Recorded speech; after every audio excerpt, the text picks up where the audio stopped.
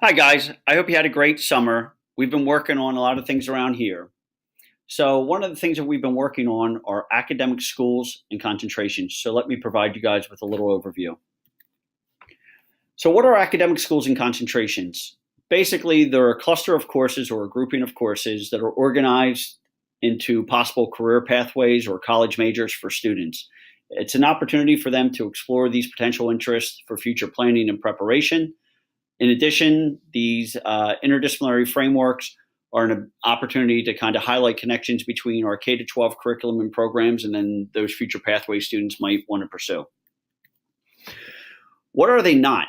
They're not a requirement for any student. A student can opt to either participate or opt not to participate. It's not a requirement.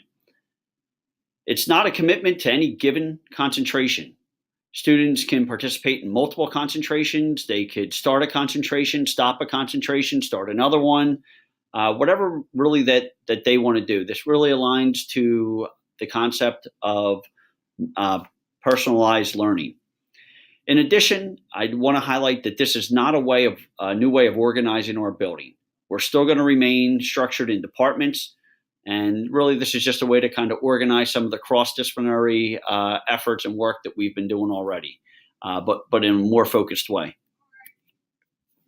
So, why develop these academic schools and concentrations? Well, as you've probably been reading about, or you're going to start hearing about in the near future, the United States Department of Education and PDE have adopted a future ready framework on college and career readiness. And these efforts, or this framework, aligns to those expectations. In addition, our school performance profile is being replaced by the PA Future Ready Index.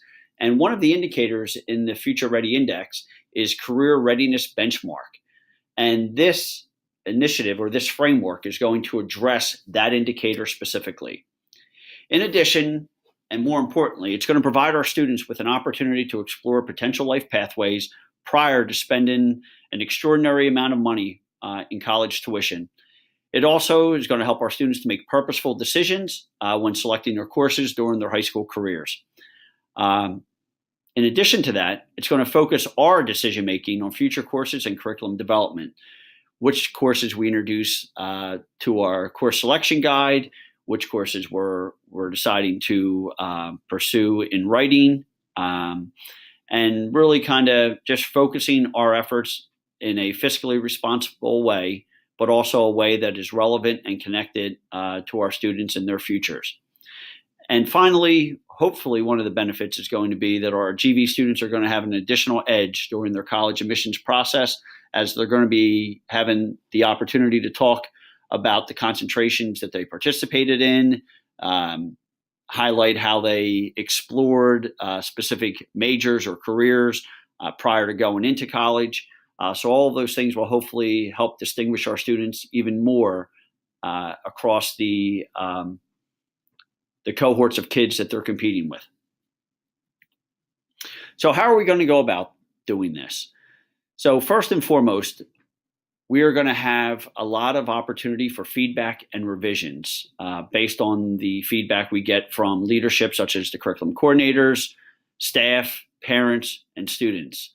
Some of the things that we're looking for in this feedback are whether the titles of the schools and concentrations are appropriate or accurate, whether the current courses that we currently offer fit into a given concentration or school, what are the potential new courses that we could add to enhance the concentrations or make them more aligned to the industry?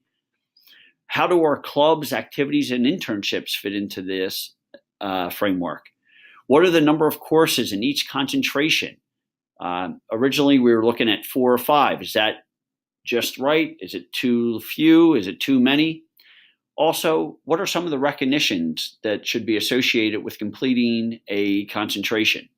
So those are all things that we're looking for, and I'm sure there's a lot of things that we're not even aware of that your feedback is going to be critical in steering the direction of this initiative.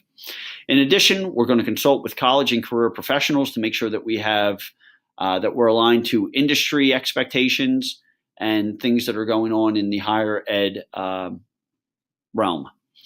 And then obviously it's going to come down, we're going to do some curriculum writing and development to further our concentrations. And then we'll have to market and brand those concentrations, not only within the Garnet Valley community to our students and parents, but also outside of the Garnet Valley community to local colleges and universities, so they know what cool things our kids are doing here at Garnet Valley.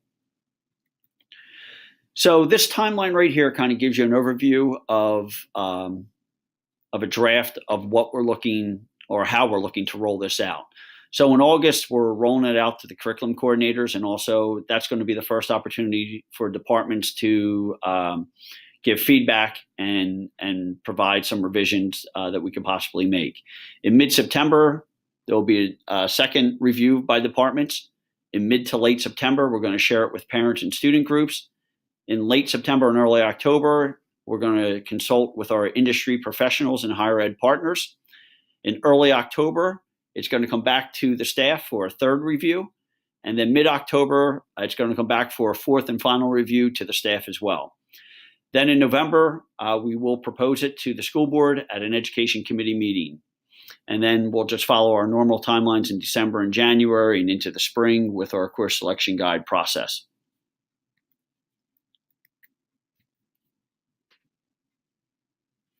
Sorry for that delay there. Right here, this is a rough draft of the academic schools and concentrations, just to give you an overview of the work that we've already done, but also to start soliciting that feedback for revision from you guys. So let's take a look. So as you see, we packaged it with an overarching just different schools. So a School of Engineering and Information Sciences, and within that school you have the concentrations of engineering, architecture, computer science, and advanced manufacturing.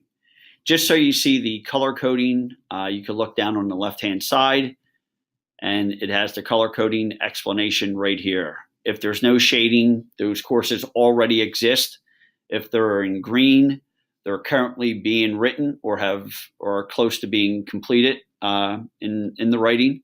And then the I guess that's a goldenrod color. Those are courses that are already approved and waiting to begin the writing and development state or status. So this is kind of what we have right now. So moving on from the School of Engineering and Information Sciences, we have the School of Design and Visual Arts. Right now, we're proposing a multimedia design concentration, a cinematography, three-dimensional art, two-dimensional art. And then we get into the School of Creative and Performing Arts, where we have acting in the theater, vocal performance, instrumental performance. And then we move into the School of Humanities, which, as you see right here, we still are contemplating whether that's the naming that we want to go with. And within that proposed school, we have the concentrations of pre-law, leadership, government, and public policy, social impact and responsibility, journalism and writing. And again, we didn't know if we wanted to stay with journalism and writing or social justice. Then we move into School of Business and Entrepreneurship, where we have accounting and finance, marketing and advertising, and then international and small business development. And then finally, in the School of Health and Sciences, we have our pre-med medical sciences. Again, we're not sure what we wanted to name that one. We have conservation and sustainability, and then physiology. Sorry, it's freezing on me, the screen there, but physiology and wellness. And again, all of these are subject to change based on the feedback that you guys will be providing to us. So as I wrap this up and conclude, I really want to thank you in advance for your support, your insights, and your the revisions to really make this the best product for our students. And thank you, and I look forward to us completing this successfully and implementing it with the 18-19 school year. So thank you very much. I'll look forward to a lot of future discussion and dialogue, and have a great school year. Thank you.